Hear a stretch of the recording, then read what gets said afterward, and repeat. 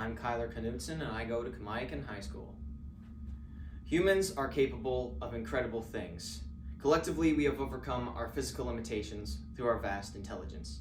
If there was one defining characteristic that separated us from the other animals, it would be, to put simply, we have technology.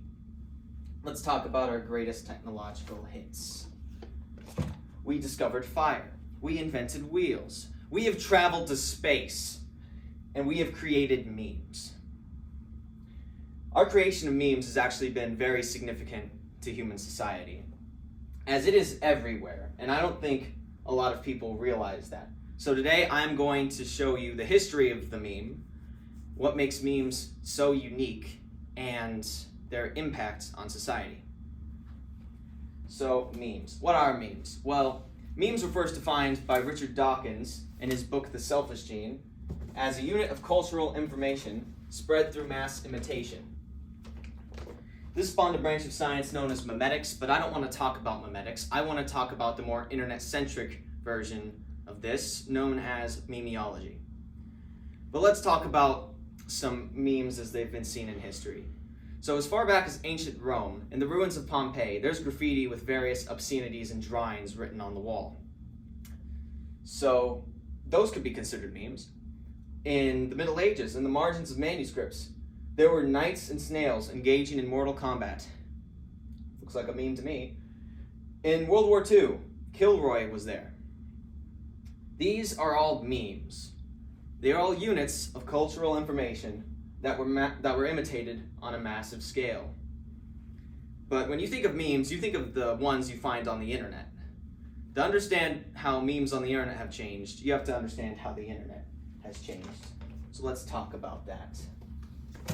So, there have been two versions of the internet so far, Web 1.0 and Web 2.0.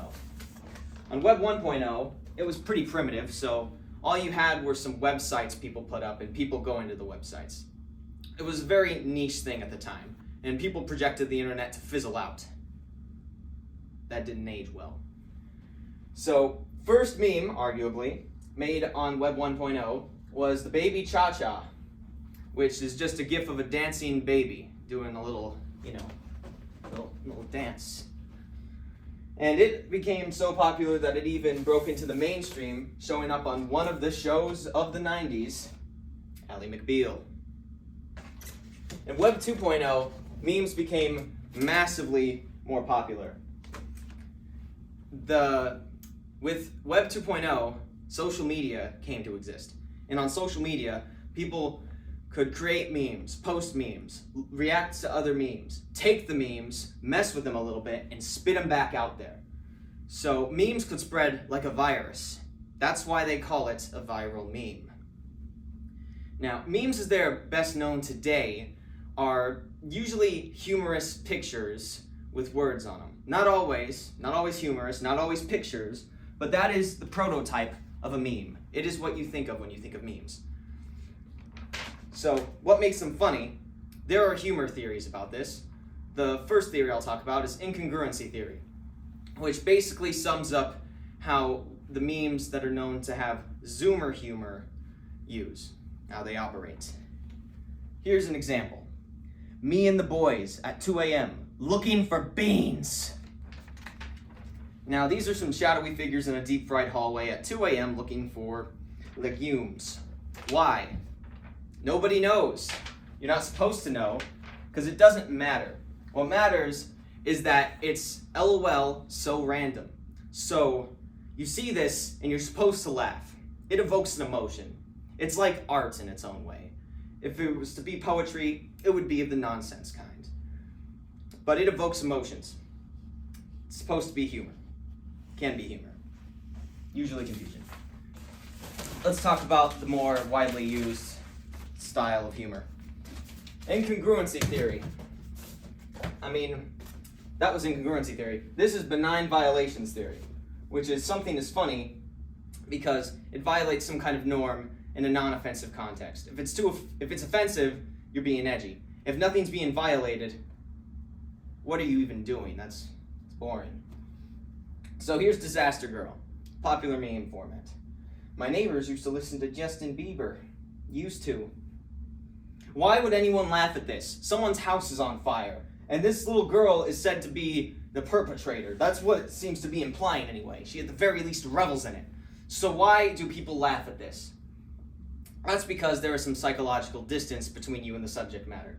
This isn't your house. You don't know who this is. You just found this while you were doom scrolling on Facebook or something, and you found a meme making fun of Justin Bieber listeners.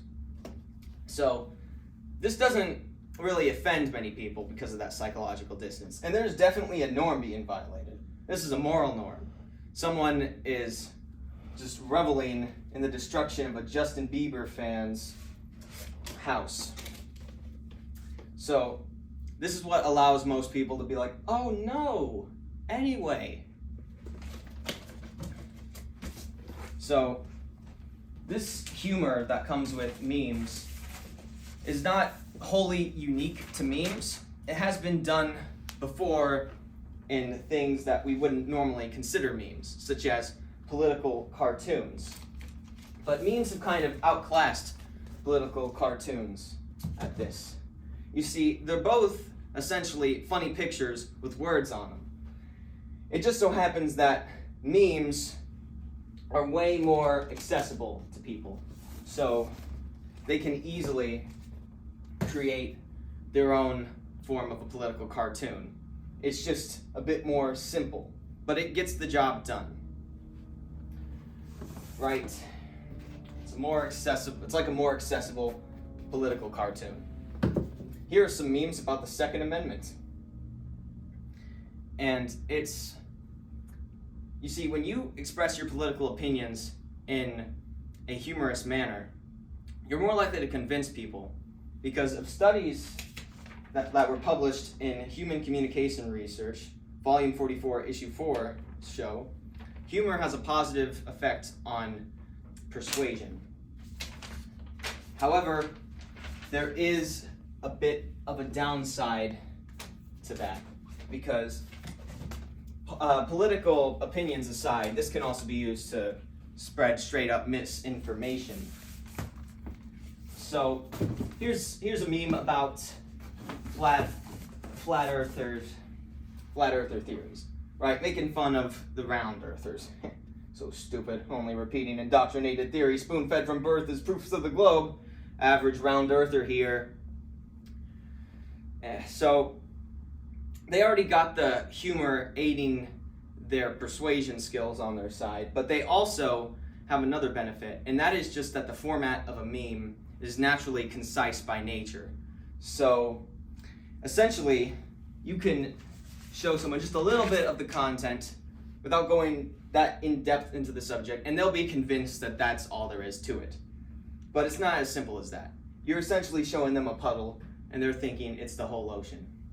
So if you don't want to be duped by memes, remember, don't just settle for a puddle. Tell them to bring out the whole ocean, as DJ Khaled said in the meme. So, memes are really powerful.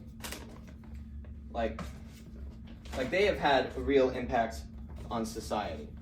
Let's go back to memes for political use again. So, there was this guy named Howard Dean who was running for president in the 2000s. And one time he got excited in a speech. He said, and I'm abridging this here, and we're going to South Dakota and Oregon and Washington and Michigan, and then we're going to Washington, D.C. to take back the White House. Yeah! He was found dead the next morning, politically speaking. The screaming goat memes ended his whole career. So that just goes to show memes can have a real impact on things that matter, right? Imagine how different the world would have been if Howard Dean ended up winning the Democratic primaries in the 2000s. So, memes, I think, can be summed up pretty well with this excerpt of a speech from a video game called Metal Gear Rising: Revengeance. Here's how it goes. Memes, the DNA of the soul. They shape our will. They are the culture. They are everything we pass on. Expose someone to anger long enough, they will learn to hate. They become a carrier. Envy, greed, despair, all memes, all passed along. Granted, this came from a cyborg ninja bad guy, but he's kind of right. He's out of line, but he's right. So, this just goes to show that memes have a huge impact on society. I hope that you now know just how significant memes are to our culture. I'm head out.